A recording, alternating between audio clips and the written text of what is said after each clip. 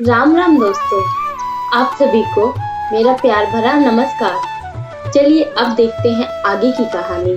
खरदूसर की मृत्यु के पश्चात सुपनखा अपने भ्राता रावण के पास जाती है और उससे मनगढ़ंत कहानी सुनाती है। भ्राता रावण, पंचवटी में मैंने एक स्त्री को देखा जो कि बहुत सुंदर थी, अतः मैं आपका विवाह उससे कराना चाहती थी। मैंने इस प्रस्ताव को उन दोनों वनवासियों के सामने रखा, परंतु उन दोनों वनवासियों ने मेरे नाक और कान को काट दिया। आप उनसे बदला ले। रावण क्रोध में उन पर आक्रमण करने का विचार बनाता है, परंतु सुपनखा यह कहती है, भ्राता रावण, मैं चाहती हूँ आप उन्हें युद्ध में पराजित न करके उनके साथ जो स्त्री है किसी प्रकार उसका हरण करके यहाँ ले आइए। इतना सुनते ही रावण अपने मामा मारीच के पास जाता है और सहायता की याचना करता है, परंतु मारीच उसे यह कहकर मना कर देता है, भांजे, मैंने ये अधर्म का कार्य छोड़ दिया है और तुम भी राम से बैर न लो। मामा, मैं लंकेश रावण हूँ। यदि मैं चाहता तो तुम्हें आदेश देता, परंतु मैं तुमसे निवेदन कर रहा हूँ। यदि तुमने मेरे निवेदन को स्वीकार नहीं किया तो मैं तुम्हारे प्राण ले लूंगा।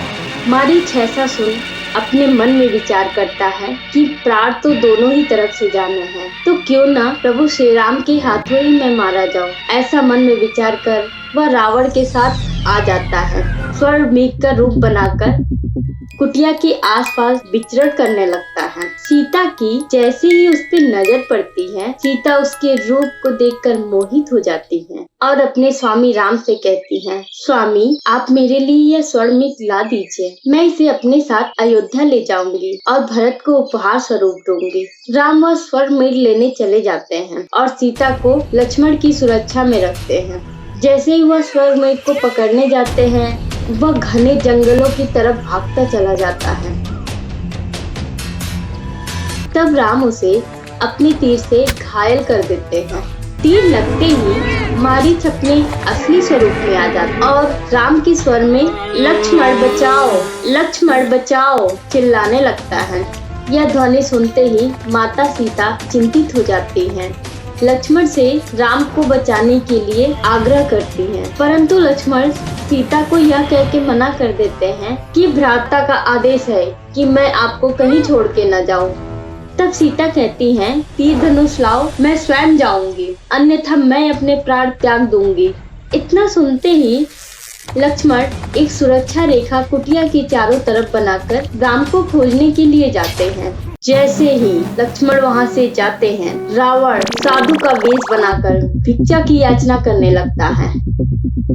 माता सीता कुटिया से कुछ फल आदि लेकर आती हैं। रावण वहीं आसन जमा कर बैठ जाता है और कहता है, हे देवी, यदि तुम्हें भिक्षा देनी है तो यहीं आकर दो।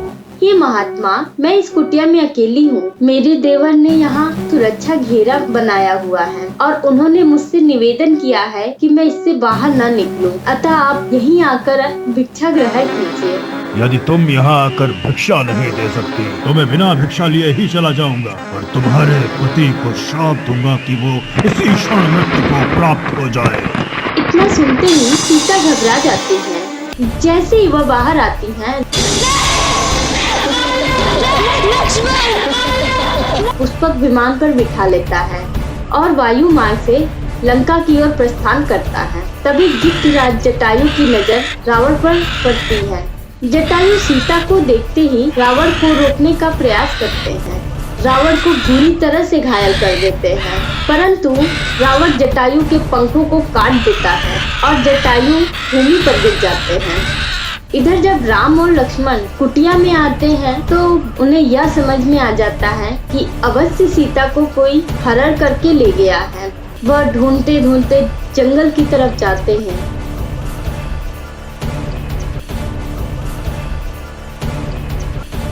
तभी उन्हें जटायु घायल अवस्था में मिलते हैं। जटायु बताते हैं, प्रभु, वायु मार्ग से रावण पुत्री सीता को ले गया है। मैंने उन्हें बचाने का बहुत प्रयास किया, परंतु उसने मेरे पंखों को काट दिया और मैं कुछ न कर सका। वह दक्षिण दिशा की तरफ गया है। इतना कहते ही जटायु अपने प्राण त्याग देते हैं। जटायु को राम अपने पिता समान समझते थे, अतः उनका अंतिम संस्कार स्वयं करते हैं। आगे की कहानी हम अगले पार्ट में देखेंगे। कहानी कैसी लगी दोस्तों, कमेंट करके जरूर बताइएगा और मेरे चैनल को सब्सक्राइब करना बिल्कुल न भूलिएगा। धन्यवाद दोस्तों।